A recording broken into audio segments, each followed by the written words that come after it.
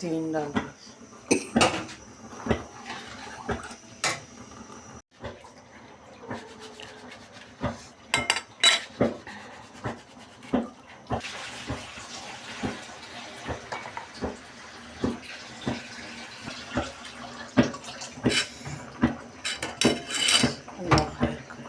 यहाँ की पैदावार आने के लिए नहीं करेंगे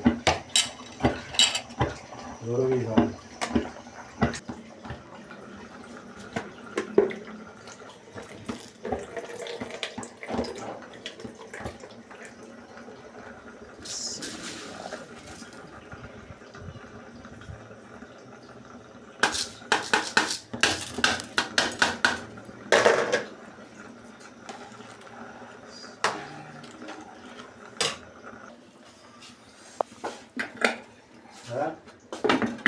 हाँ जी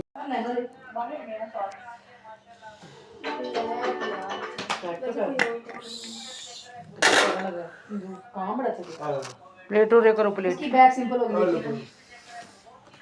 प्लेट उरे कर कैमरा नहीं कैमरा कैमरे वाले फोटो मेरी खींच अपना लैपटॉप कनेक्ट कर वो कैसे HDMI केबल पड़ी थी वो कैसे देख रहा है ओ हां उसके पीछे लगे इसके लगे सीधा HDMI चलेगा मेरे वहां ऑफिस में और इधर भी पड़ी भी है इन डब्बियों के साथ मेरे लैपटॉप है साथ मेरे दोस्त के लिए हस्बैंड कर लो बड़ी